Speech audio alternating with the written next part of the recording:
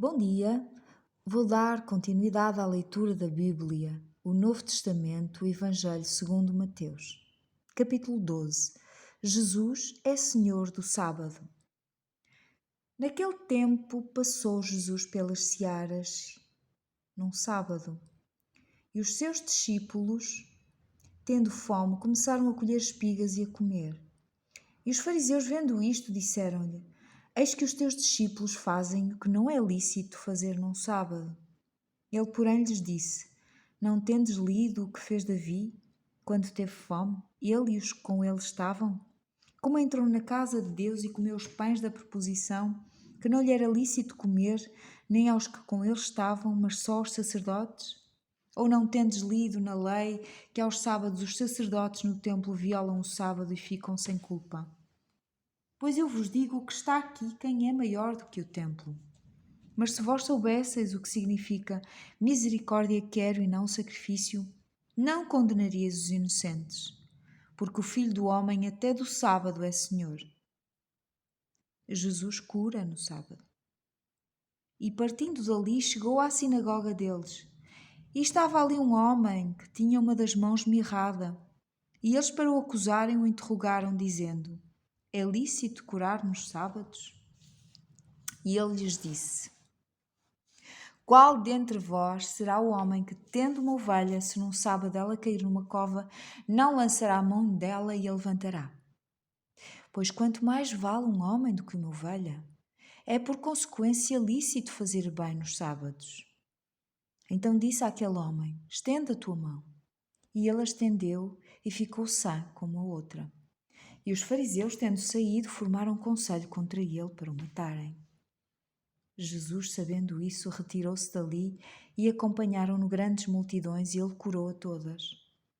E recomendava-lhes rigorosamente que o não descobrissem, para que se cumprisse o que fora dito pelo profeta Isaías, que diz: Eis aqui o meu servo que escolhi, o meu amado em quem a minha alma se compraz.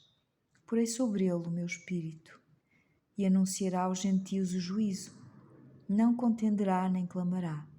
Nem alguém ouvirá pelas ruas a sua voz. Não esmagará a cana quebrada, e não apagará o morrão que fumega, até que faça triunfar o juízo, e no seu nome os gentios esperarão. Jesus repreende os fariseus. Trouxeram-lhe então um endemoniado cego e mudo, e de tal modo curou que o cego e mudo falava e via. E toda a multidão se admirava e dizia: Não é este o filho de Davi? Mas os fariseus, ouvindo isto, diziam: Este não expulsa os demónios, senão por Beelzebul, príncipe dos demónios. Jesus, porém, conhecendo os seus pensamentos, disse-lhes: Todo o reino dividido contra si mesmo é devastado, e toda a cidade ou casa dividida contra si mesma não subsistirá. E se Satanás expulsa Satanás, está dividido contra si mesmo. Como subsistirá, pois, o seu reino? E se o expulso os demónios por Beelzebul, por quem os expulsam então vossos filhos? Portanto, eles mesmos serão os vossos juízes. Mas se eu expulso os demónios pelo Espírito de Deus, logo é chegado a vós o reino de Deus. Ou como pode alguém entrar na casa do homem valente e furtar os seus bens, se primeiro não amarrar o valente, saqueando então a sua casa?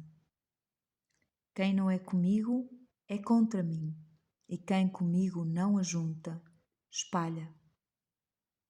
O pecado contra o Espírito Santo. Portanto, eu vos digo, todo o pecado e blasfémia se perdoará aos homens, mas a blasfémia contra o Espírito não será perdoada aos homens. E se qualquer disser alguma palavra contra o Filho do Homem, ser-lhe-á perdoado. Mas se alguém falar contra o Espírito Santo, não lhe será perdoado, nem neste século, nem no futuro. Ou fazei a árvore boa e o seu fruto bom, ou fazei a árvore má e o seu fruto mau. Porque pelo fruto se conhece a árvore. Raça de víboras, como podeis vós dizer boas coisas sendo maus? Pois do que há em abundância no coração, disso fala a boca. O homem bom tira boas coisas do bom tesouro do seu coração, e o homem mau do mau tesouro tira coisas más. Mas eu vos digo que de toda a palavra ociosa que os homens disserem, hão de dar conta no dia do juízo. Porque por palavras serás justificado e por tuas palavras serás condenado. Então alguns dos escribas e dos fariseus responderam, dizendo: Mestre, quiséramos ver da tua parte algum sinal. E ele lhes respondeu e disse: Uma geração má e adúltera pede um sinal, porém não lhe dará sinal, senão o sinal do profeta Jonas. Pois como Jonas esteve 3 dias e 3 noites no ventre da baleia, assim estará o Filho do Homem 3 dias e 3 noites no coração da terra. Os ninivitas ressurgiram no juízo com esta geração e a condenarão, porque se arrependeram com a pregação de Jonas. E eis que está aqui quem é maior do que Jonas. A rainha do sul se levantará no juízo com esta geração e a condenará, porque veio dos confins da terra para ouvir a sabedoria de Salomão.